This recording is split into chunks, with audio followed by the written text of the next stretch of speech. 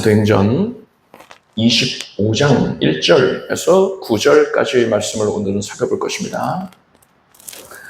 바울은 유대 총독인 벨릭스 앞에서 재판을 받았습니다.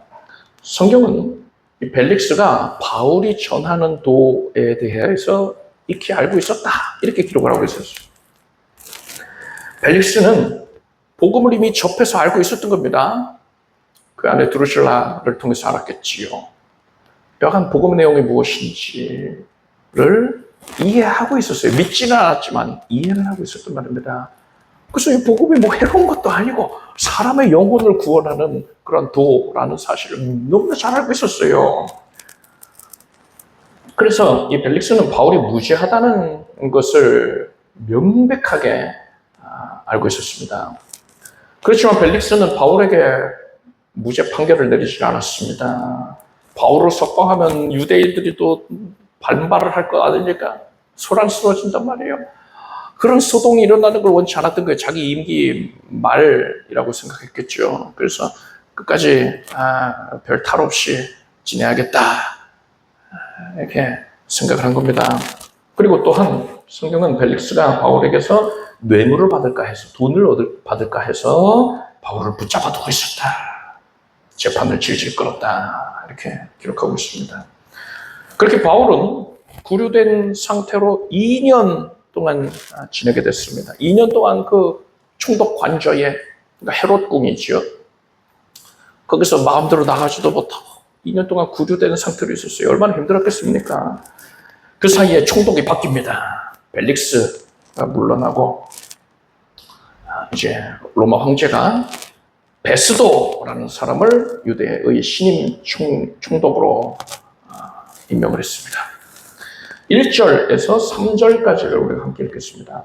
베스도가 도임한 지 3일 후에 가이사랴에서 예루살렘으로 올라가니 대제사장들과 유대인 중 높은 사람들이 바울을 고소할세 베스도의 호의로 바울을 예루살렘으로 옮겨 보내기를 청하니 이는 길에 매복하였다가 그를 죽이고자 함이로라.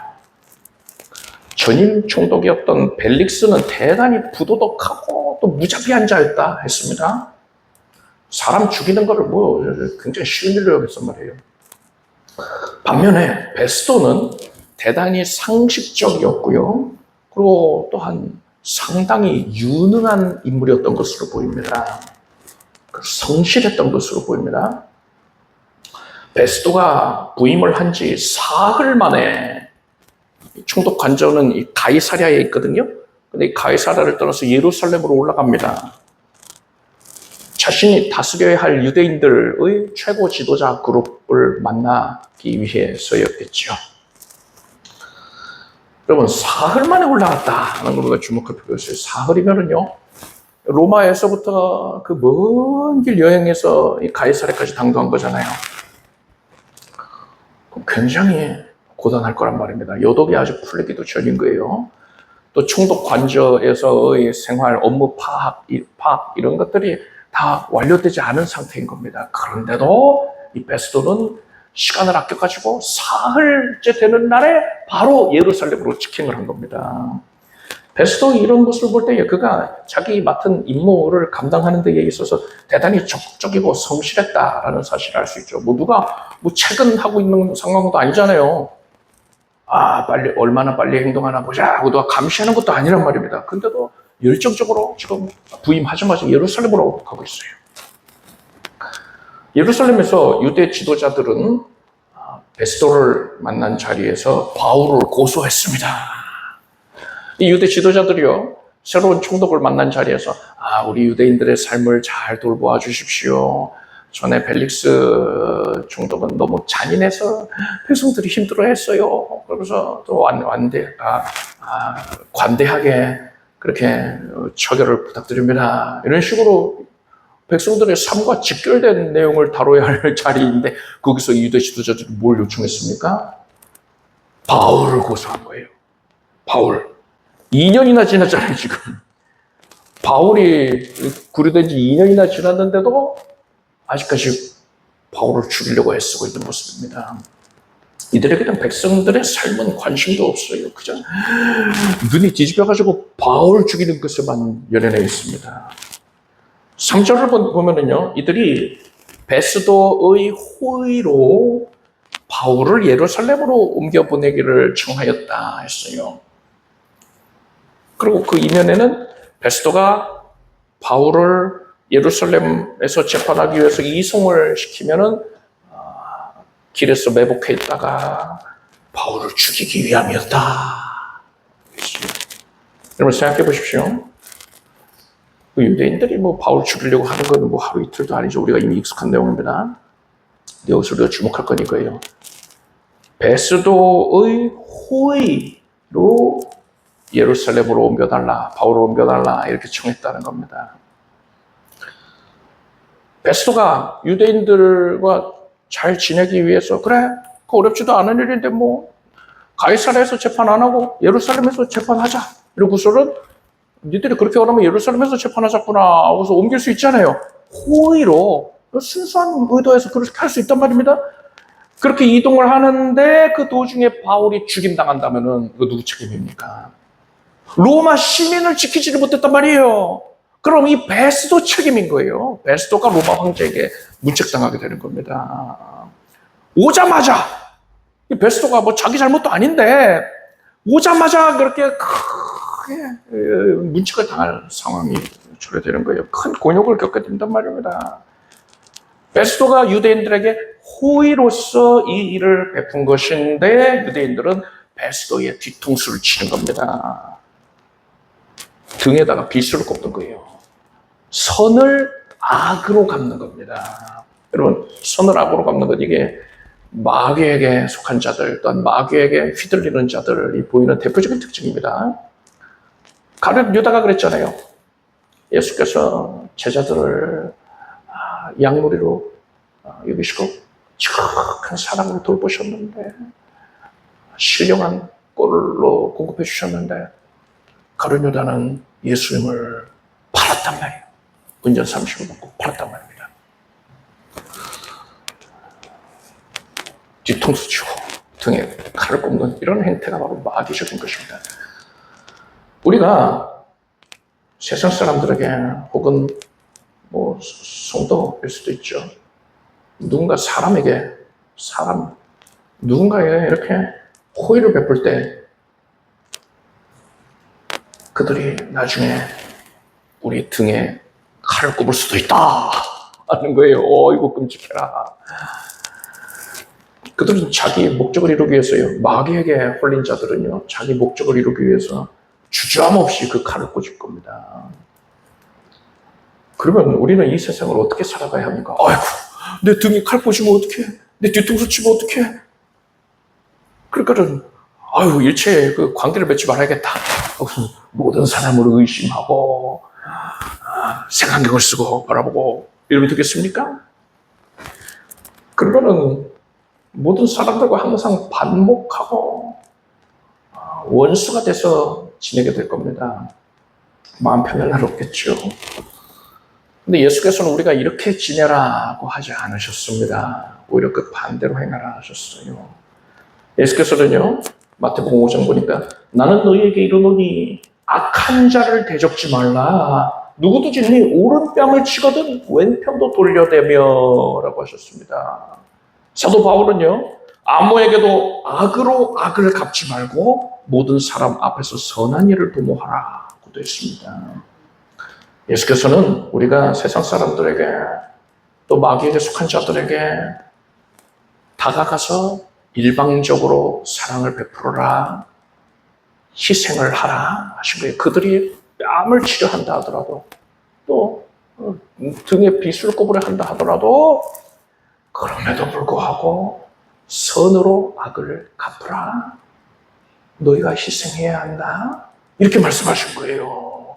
그 이유가 뭡니까? 그 영혼을 구원하기 위함인 거예요. 예수께서는요, 잃어버린 양 한 마리를 얻는 것을 또 너무나도 귀하게 여기고 계시단 말입니다. 그 사람, 그 영혼을 구원하는 것이 예수 그리스도의 소원이란 말입니다. 그러니 예수 그리스도께 속한 우리들은요, 예수님을 위하여서 기꺼이 희생할 수 있어야 돼요. 그들이 뺨을 친다 하더라도, 등이 비수를 꼽는다 하더라도요, 그게 마귀에게 속한 자들이 보이는 일반적인 특징인데 감수해야 된다는 겁니다. 그들이 복음에 대해서 마음의 문을 열 수 있도록, 그들이 예수님을 만날 수 있게 하기 위해서 우리가 그런 희생을 감수해야 된다는 거예요. 우리가 복음을 위해서 그런 희생을 기꺼이 감수할 때에 예수 그리스도의 사랑이 드러납니다. 예수께서 십자가에 못 박히실 때에 예수님을 십자가에 못 박는 군병들을 위하여서 아버지여 저들을 사하여 주소서 자기가 하는 일을 알지 못하니이다. 그들을 위해서 기도하셨어요. 강도들은요, 그 군병들을 저주합니다. 내가 죽었어라도 너희를 가만두지 않을 거야. 저주한단 말이에요. 근데 예수님은 악을 악으로 갚지 아니하시고 악을 선으로 갚으셨단 말입니다. 이것이 예수님의 사랑이란 말이죠. 우리가 그렇게 선의에 대해서 악으로 갚음을 당한다 할더라도 그것을 기꺼이 복음을 위해서 감당할 때에, 내 성격 좋아서 감당하는 게 아닙니다. 그런 의도에서 감당하는 건 의미가 없어요. 복음을 위해서 내가 기꺼이 감당할 때에 나에게서 예수 그리스도의 사랑이 드러나게 되는 것이고요. 예수님이 그 모습을 보시고 얼마나 대견하게 여기시겠습니까? 흡족히 여기시는 거예요. 예수님을 기쁘시게 해드리는 것입니다. 그래서 여러분은 여러분의 선의를 누군가가 악으로 갚는다 하더라도 아유 내가 괜한 짓 했네, 내가 헛수고했네, 내가 속았네 이러고서는 끄떡끄떡하지 마시고요. 이 모습을 하나님이 보고 계시다. 하나님이 나를 대견하게 여기고 계시는구나. 그리고 더 중요한 게 뭡니까? 나를 통해서 지금 예수 그리스도의 사랑이 드러나고 있구나. 예수 그리스도의 복음이 내 삶을 통해 증거되고 있구나. 이 사실로 인하여서 여러분 큰 위안을 갖게 되길 바랍니다. 그래서 악을 악으로 갚지 말고 항상 선한 일을 도모하는 우리가 되길 바랍니다. 4절에서 8절까지 함께 읽겠습니다. 베스도가 대답하여 바울이 가이사랴에 부르던 것과 자기도 미국에 떠나갈 것을 말하고 또 가로되 너희 중 유력한 자들은 나와 함께 내려가서 그 사람에게 만일 옳지 아니한 일이 있거든 송사하라 하니라. 베스도가 그들 가운데서 8일 혹 10일을 지낸 후 가이사랴로 내려가서 이튿날 재판 자리에 앉고 바울을 데려오라 명하니 그가 나오매 예루살렘에서 내려온 유대인들이 둘러서서 여러 가지 중대한 사건으로 송사하되 능히 증명하지 못한지라. 바울이 변명하여 가로되 유대인의 율법이나 성전이나 가이사에게나 내가 도무지 죄를 범하지 아니하노라 하니. 베스도는 유대인들에게 굳이 예루살렘으로 옮길 것 있냐? 내가 이제 곧 가이사랴로 갈 거니까 너희들도 가이사랴로 와서 고발을 해라. 거기서 재판을 하자꾸나 한 겁니다. 그러니까는 일의 효율성을 따지는 거예요. 바울이 오게 하려면은 또 여러 가지 번거로운 절차가 필요하잖아요. 또 죄인 후송도 해야 될 것이고 위험 부담도 따를 것이고요. 내가 어차피 지금 가이사랴로 이제 내려갈 계획이니까 너희들도 같이 가서 거기서 재판을 하자 이런 겁니다. 이 베스도가 유대인들의 그 심중을 헤아리고서 간파하고서 이런 말을 한 건 아닙니다. 그렇지만 하나님께서 계획하고 섭리하고 계시는 것이죠. 바울을 지켜주시고 바울의 로마 선교를 이루기 위하여서 섭리하고 계시는 것입니다. 베스도는 가이사랴로 돌아온 바로 다음 날에 바울에 대한 재판을 열었습니다. 그러니까 베스도는 지체하는 게 없어요. 굼뜨게 행하지 않습니다. 벨릭스랑 아예 천지 차이죠. 굉장히 성실한 자인 것입니다. 유대인들은 그 재판 자리에서 바울을 둘러선 채로 여러 가지 중대한 사건으로 송사를 합니다. 정죄를 하는 거예요. 그런데 말로만 주장할 뿐이지 뭐 어떤 증거도 대지를 못하는 겁니다. 바울은 유대인의 율법이나 성전이나 로마 황제에게 내가 도무지 범죄하지 아니하노라 이렇게 선언을 합니다. 유대인들은 바울을 정죄하는 그 내용 중 단 하나도 증명해내지를 못했습니다. 왜 그렇습니까? 그 주장이 하나같이 거짓말이기 때문에 그런 것입니다. 그래서 그들이 바울을 정죄하는 것들은 하나도 힘을 발휘하지를 못하는 거예요. 그냥 허공을 울리는 헛된 메아리 불과한 것입니다. 하나님의 심판대 앞에서 마귀는 우리를 죄의 권세로 참소하고 있어요. 지금도 참소하고 있습니다. 이 사람은 이런 죄도 지었고 저런 죄도 지었습니다. 참 죄악이에요. 하나님의 자녀의 자격이 없습니다 하면서 정죄하고 있는 거예요. 그 앞에서 우리 영혼은요, 두려움에 고개를 푹 숙이고 있습니다. 마치 아담과 하와가 죄를 짓고 나서 하나님의 낯을 피하여서 그 나무 그늘 사이에 숨어 있는 것처럼요, 그렇게 초라해지고 왜소해지고 도망치고 가고 싶은 그런 마음인 거예요. 그런데 우리는 이 사실을 알아야 됩니다.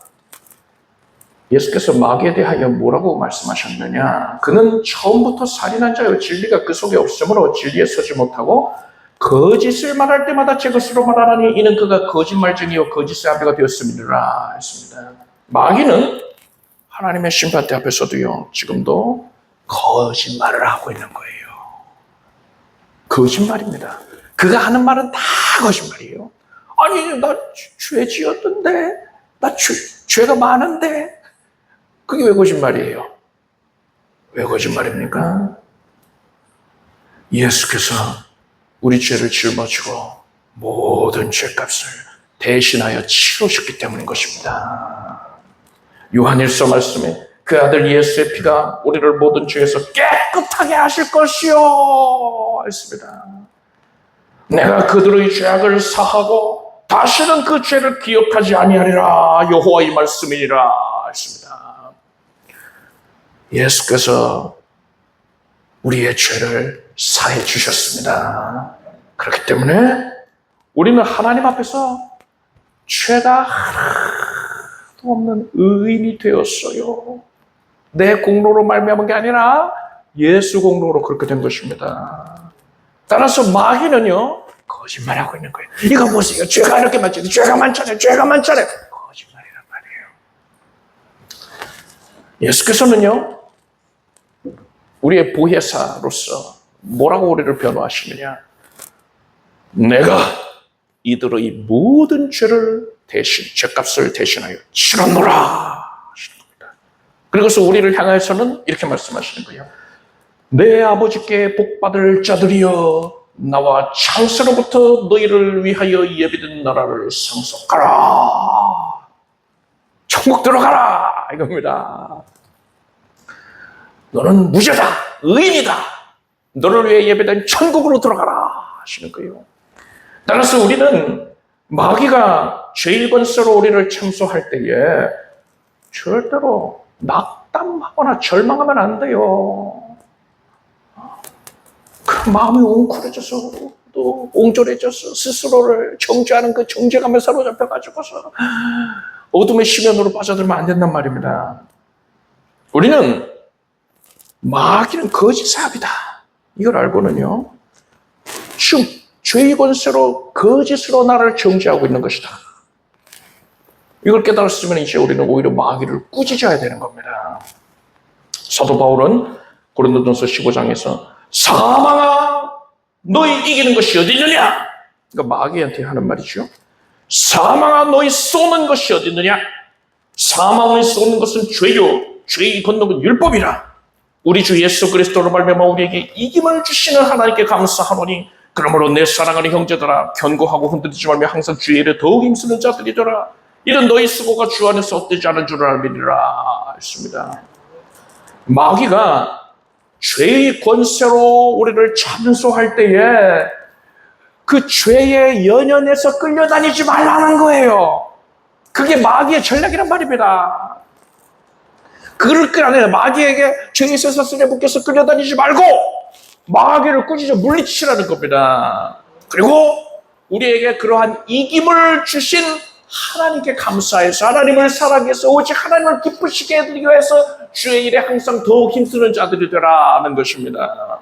여러분, 이것이 바로 우리가 죄에 대해서 보여야 할 바람직한 모습인 것입니다. 성경적인 모습이에요. 이것을 기억하십시오. 죄를 안 지으려고 아등바등 하는 것은 의미가 없어요. 실패할 수밖에 없습니다. 마귀의 거짓된 참소에 넘어갈 수밖에 없어요.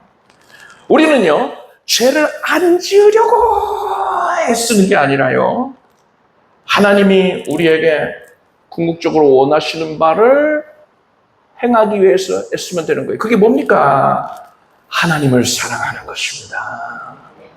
하나님을 사랑하기 때문에 하나님을 기쁘시게 해드리기 위하여서 하나님을 위하여 애쓰고 노력하는 거예요. 하나님의 일에 힘쓰는 것입니다. 그럴 때에 나를 사랑하는 자가 나의 사랑을 입는다. 그러니까 사랑에 여기신 성령께서 충만하게 임재하셔서 우리는 하나님의 영으로 거룩한 성령으로 충만하게 되고 정결하고 거룩한 삶의 모양이 이루어져서 자연스럽게 죄로부터 멀어지게 되는 겁니다. 죄를 지으면 안 돼 하고 아등바등하면서 정죄감에 빠져 있어서는 절대로 벗어나지 못하고요. 단 한 보도 나아갈 수가 없어요. 오직 하나님을 사랑하는 데 힘쓸 때에 거룩한 삶의 모습이 나타나게 되고 성령의 능력으로 말미암아 죄로부터는 당연하게 멀어진 삶을 살게 되는 것입니다. 이걸 기억하십시오. 마이너스를 안 하려고 하는 게 아니라 플러스를 하려고 애쓰면 되는 겁니다. 죄를 안 지으려고 되도 않는 노력할 것이 아니라 어차피 실패한단 말이에요. 그 참수에 넘어갈 수밖에 없단 말입니다. 오직 우리는 하나님을 사랑하기에 하나님을 기쁘시게 해드리는 데 전념하기를 바랍니다. 그래서 항상 주의 일에 더욱 힘쓰는 우리가 되길 바랍니다. 9절 말씀을 함께 읽겠습니다. 베스도가 유대인의 마음을 얻고자 하여 바울더러 묻되 네가 예루살렘에 올라가서 이 사건에 대하여 내 앞에서 신문을 받으려느냐.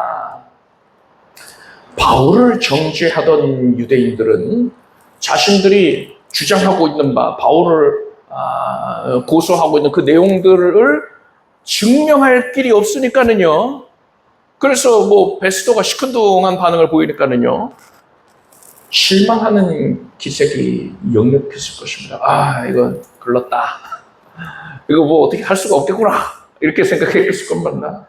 근데 베스도는 이제 부임한 지 얼마 안 됐으니까 유대인들의 협조가 필요하잖아요. 그래서 유대인들의 환심을 사기 위해서 베스도가 뭐라고 했느냐. 바울에게 네가 예루살렘에 올라가서 이 사건에 대하여 내 앞에서 신문을 받으려느냐 했어요. 그러니까 유대인들이 원하는 대로 네가 예루살렘에 가서 재판받겠느냐 이랬어요. 이렇게 으름장을 놓은 겁니다. 바울이 무죄하다는 거 알면서 지금 사람들한테 잘 보이려고 그러는 거예요. 이 말을 들은 유대인들은요, 기회가 왔구나. 매복했다가 죽이면 되겠다. 재판으로는 어차피 이길 수가 없으니까 매복했다가 죽일 수 있겠구나. 무슨 눈이 반짝반짝 빛났을 거예요. 오, 베스도 각하 훌륭하십니다 하면서 베스도를 향한 신뢰와 또 기대감의 눈빛을 보냈을 겁니다. 그런 반응을 보면서 베스도가 흐뭇했을 거예요. 내가 유대인들에게, 내가 다스려야 할 백성들에게 신뢰를 받고 있구나. 나 잘하고 있구나. 이제 유대인들이 나를 잘 따르겠구나. 이렇게 생각하고 만족했을 것입니다. 베스도는요, 전임 총독이었던 벨릭스가 바울에 대하여 재판한 그 내용을 다 살펴봤을 것입니다. 그 기록으로 다 남아있으니까요. 그리고 이번 재판에서도 유대인들이 바울을 정죄하는 내용에 하나도 근거가 없다는 사실, 증거가 없다는 것을 확인했어요. 그러면은 바울은, 이 베스도는 이 시점에서 바울에 대한 무죄를 선언했어야 합니다. 그렇지만 베스도는 유대인들의 마음을 얻기 위해서 공정한 재판을 하지 않았어요. 이 사람은 성실했을지는 몰라도, 자기 일에 충실하고자 했을지는 몰라도 사람을 기쁘게 하기 위해서 공의를 저버린 겁니다. 이 세상에서는 백성들의 마음, 그러니까 국민의 뜻을 가장 숭고한 가치로 여기고 있습니다. 그래서 이런 현대 사회의 그런 기조와 로마 제국이 함께하는 부분이 있지 않습니까? 백성들의 그런 뜻을 존중하려고 하는 애쓰는 모습이요. 그래서 로마 제국이 참 고대 시대인데도 불구하고 굉장히 선진화되어 있다. 이런 평가를 받잖아요. 오늘날의 정치인들이 국민의 뜻이 제일 옳습니다. 무조건 옳습니다. 국민의 뜻을 받들어야 됩니다. 이런 말들 하고 있잖아요. 국민의 뜻을, 시민들의 뜻, 이것을 가장 숭고한 가치로 여기고 있는 겁니다. 오늘날에. 이것이 자유민주주의의 기본 정신이라고 할 수 있죠. 자유민주주의는 사회주의와 대척점에 있습니다. 그래서 이 자유민주주의를 정치의 근간으로 여기고 있는 자유민주주의 체제로 운영되는 우리 대한민국의 국민이라면 이렇게 국민의 뜻을 앞세우는 모습을 옳게 여길 것입니다. 그리고 성도들까지도요, 자유민주주의가 옳은 거니까 하고서 이렇게 사람들의 뜻을 따르는 것을 무일판적으로 옳게 여기는 경향이 있습니다. 그래서요, 어느 교회에서 어느 성도님이 대표 기도를 하는데 이렇게 말하더라고요. 하나님, 대통령을 비롯하여서 이 나라의 모든 정치인들이 이 나라의 주인은 국민임을 깨닫고 국민을 두려워해서 오직 국민들의 뜻대로 모든 정책을 결정하게 해주십시오. 그렇게 기도하더라고요. 성도들이 다 같이 아멘 하더라고요. 여러분, 이게 과연 성도다운 올바른 생각입니까? 아니면 신앙인다운 성경대로 신앙하고 있는 성도의 모습입니까? 그렇지 않다는 거예요. 정치 사상이라는 말을 굉장히 어렵게 여기지요. 정치 사상이 또 이제 구체적으로 시스템화되어서 적용되는 게 이제 정치 체제, 이렇게 얘기할 수 있을 것입니다. 이것은 우리의 삶에 대단히 직접적인 영향을 미치고 있어요. 그래서 우리는 이 땅에 사는 동안에 내가 평안한 가운데에 하나님을 잘 섬기며 살 수 있도록 하기 위하여서 이 정치 사상, 그 실체된 정치 체제, 이것에 대해서 반드시 관심을 갖고 있어야 돼요. 난 그거 관심 없어. 자랑 아닙니다. 반드시 올바른 이해를 갖고 있어야 되고요. 성경적인 입장을 가지고 있어야 되는 거예요. 이 세상에 존재하는 이 정치 사상은 크게 분류하자면 두 가지로 나눌 수가 있습니다. 사회주의와 자유민주주의입니다. 사회주의는 유물론 사상에서 비롯됐습니다. 유물론이 뭐냐? 모든 걸 물질로만 설명하겠다는 거예요.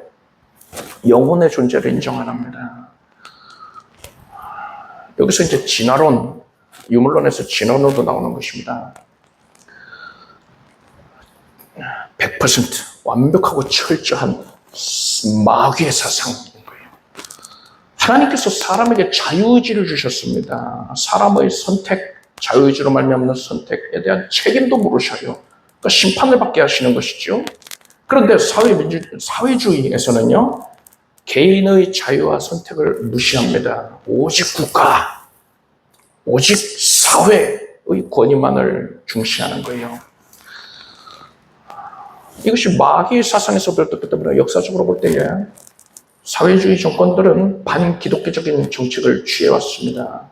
기독교회를 하나같이, 사회주의 정권들은요, 하나같이 기독교회를 박해하고 억압해왔어요. 오늘날에는 대표적으로 북한이잖아요, 북한. 북한이 전 세계에서 가장 극렬하게 교회를 핍박하는 곳입니다. 제가 북한의 그 교회를 핍박하는 그런 내용들은 몇 차례 자세하게 언급해 드린 적이 있지 않습니까? 그러니까 오늘은 다루지 않을 것이고요. 북한만 그런 게 아니고, 여러분, 중국도 그래요. 중국은 절대로 멀쩡한 나라가 아닙니다.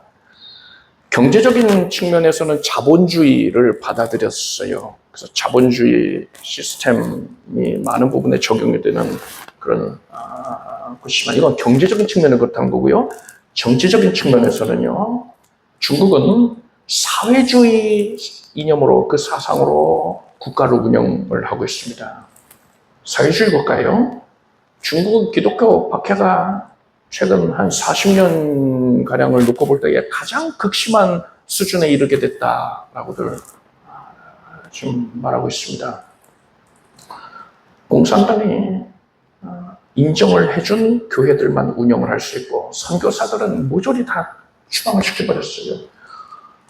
인정 안 하는 교회들은 다 폐쇄를 시켰습니다. 그리고 인가된 그런 교회라 하더라도 청소년들은 출입을 못하게 하는 거예요. 그러니까 교회를 고사시키려고 하는 거죠. 청소년들은 못 들어간다. 또 공산당원들도 못 들어간다. 군인들도 못 들어간다. 철저하게 감시를 하는데 거기 들어가면 큰일 나요. 어떻게 감시하느냐.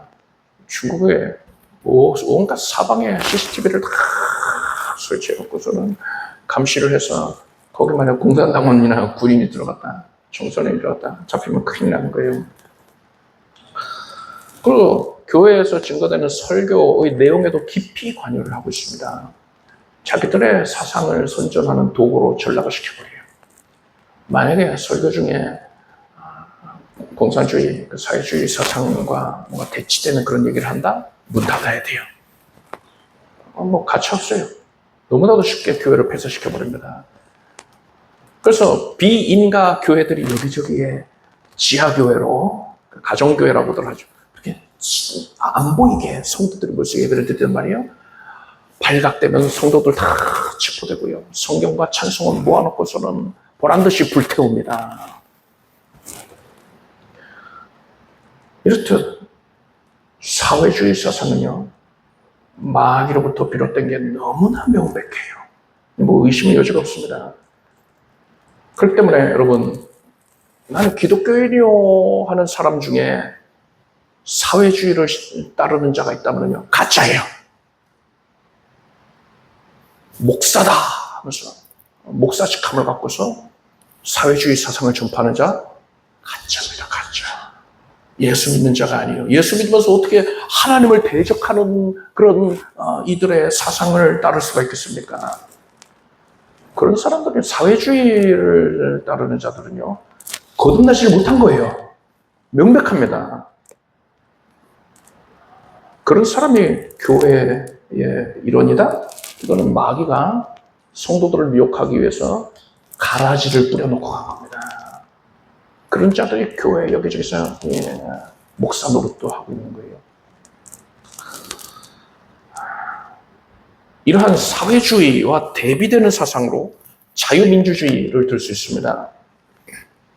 17세기에 존 로크라는 사상가가 모든 인간은 하나님으로부터 동등한 권리와 자유를 부여받았다라는 생각을 갖고서 국가가 개인의 자유와 재산을 보호해줘야 된다, 이런 사상을 주장을 합니다.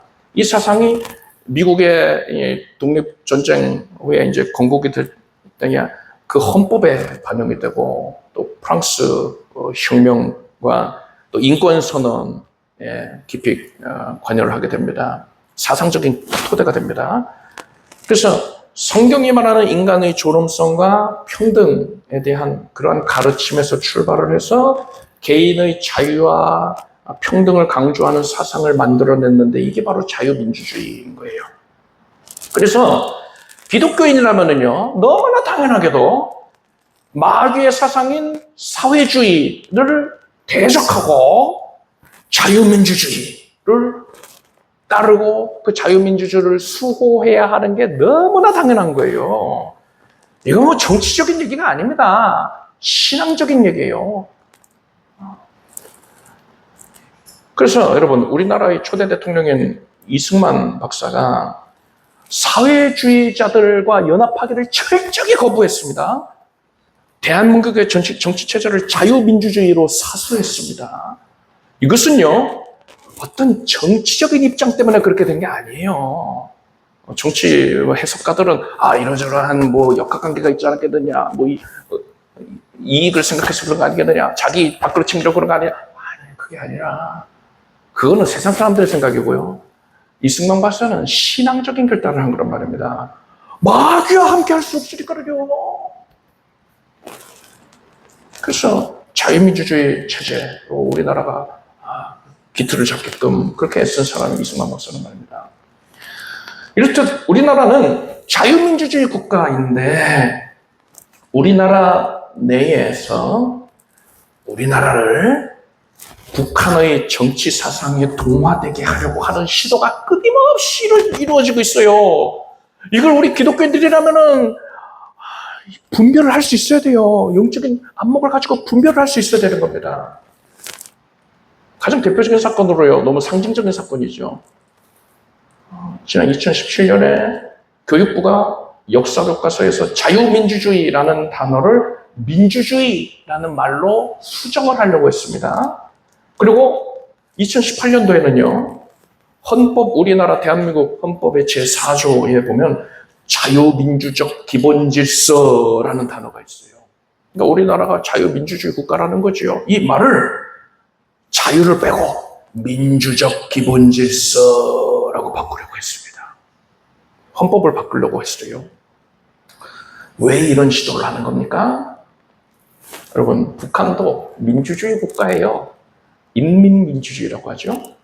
그들의 국가명이 뭐냐? 조선민주주의 인민공화국입니다.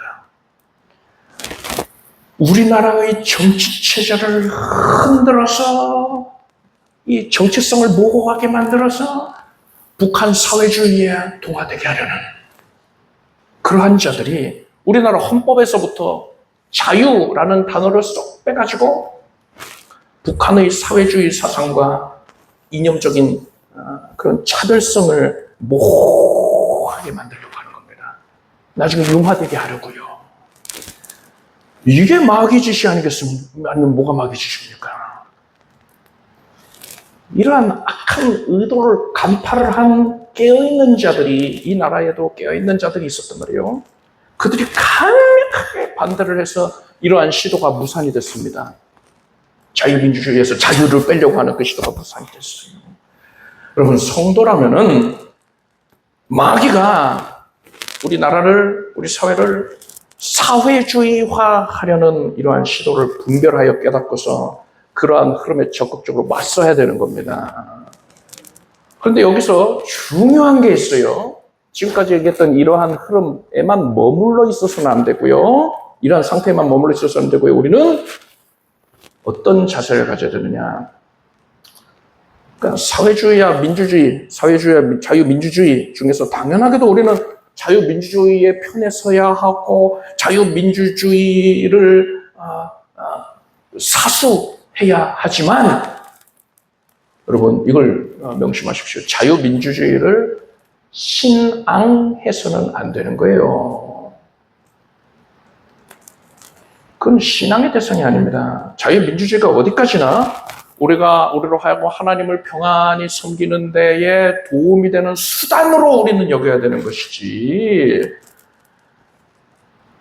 그것은 우리로 하여금 마귀의 사회주의에 맞설 수 있는 그러한 정치 시스템, 정치 사상인 것으로 우리는 여겨야 되는 것이지, 이것을 성경보다 우위에 두어서는 더 월등한 가치를 부여해서는 안 된다는 거예요.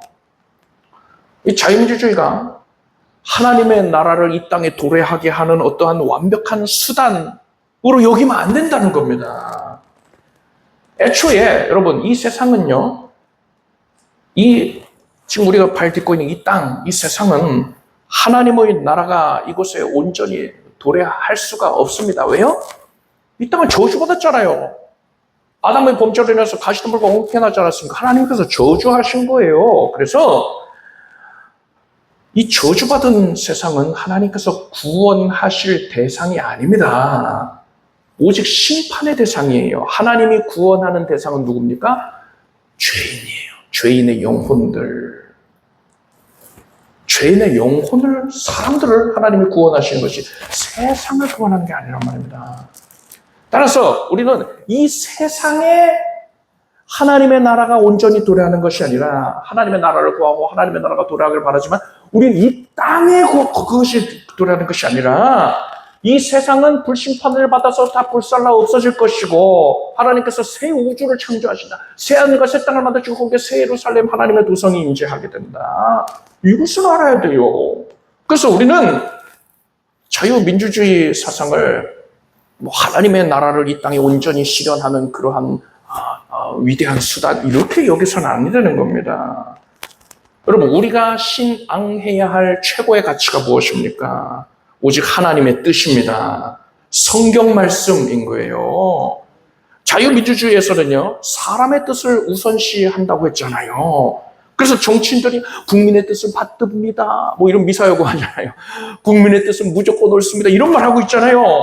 그런데 여러분 국민의 뜻이 무조건 옳습니까? 우리 국민들이 어떤 불순한 의도를 가진 세력들에 의해서 선동이 돼가지고 그릇된 방향으로 국력을 낭비했던 적이 얼마나 많습니까? 괜히 광우병 소동 있고 무슨 방사능 오염수 소동 있고 이루 다 셀 수 없죠. 쓸데없는 짓에 괜히 국력을 소모한단 말이에요. 그 모습 볼 때마다 안타까워요.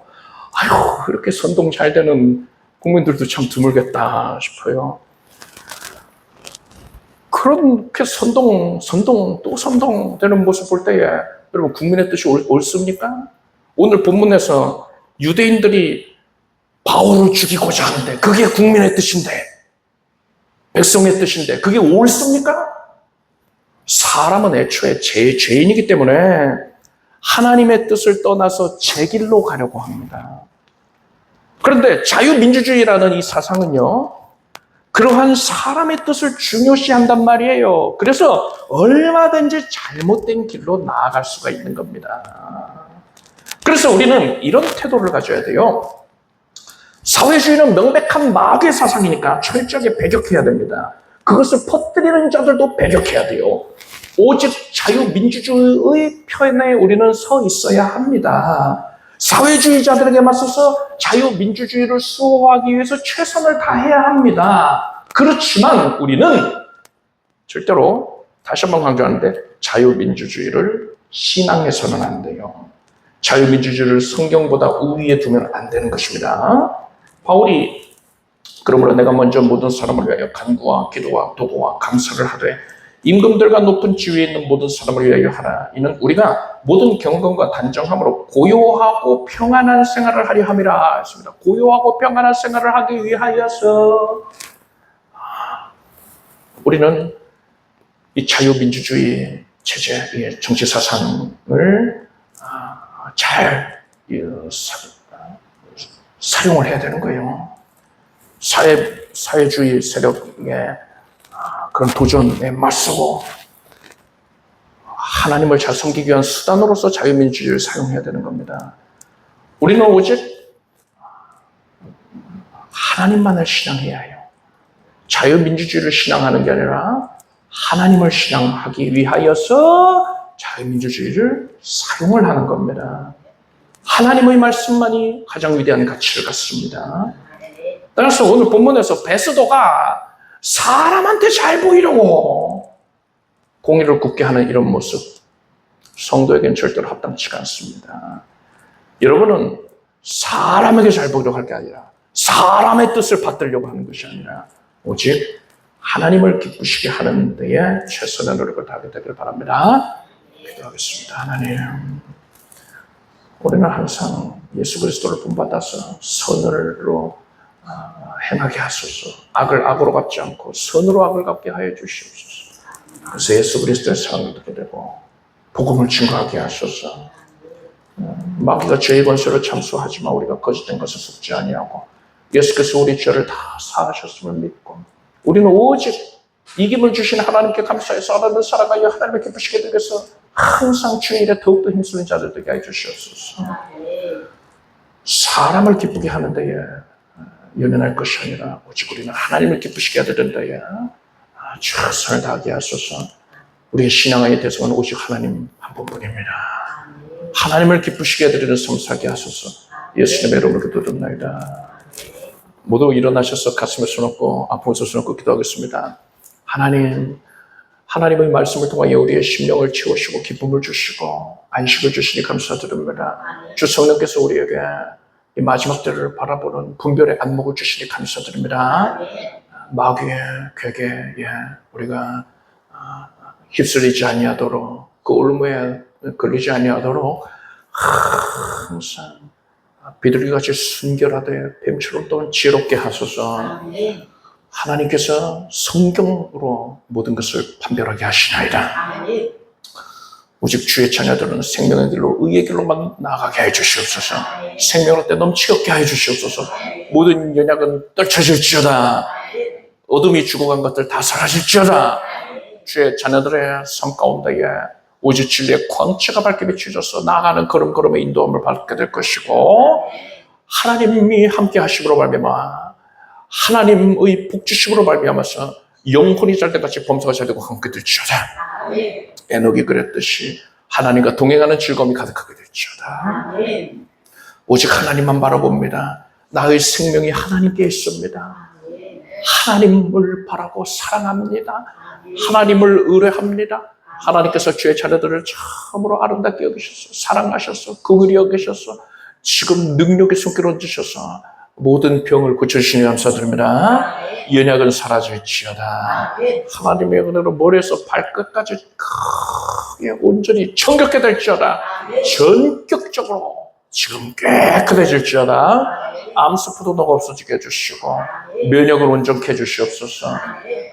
생명으로 충족하여서 세임이 흘러넘쳐나서 주의를 감당함에 부족함이 없을지어다. 오장육부가 정결케 될 것이고 밝은 시야를 갖게 될 것이고 잦은 두통이 사라질지어다. 모든 신경은 정상이 될지어다. 내 신경 조직도 정상이 될지어다. 심장이 강건하여질 것이고 폐가 정결케 될지어다. 장이 강건해질지어다. 하나님의 은혜로 나아갑니다. 주의 백성들이 구하고 있는 바대로 합격의 복을 내려주시옵소서. 닫혀있는 문이 다 열려지게 해주시옵소서. 앞날을 하나님께서 주장 역사하심을 믿음으로 깨닫고서 감사하고 참여하고 영광 올리게 해주시옵소서.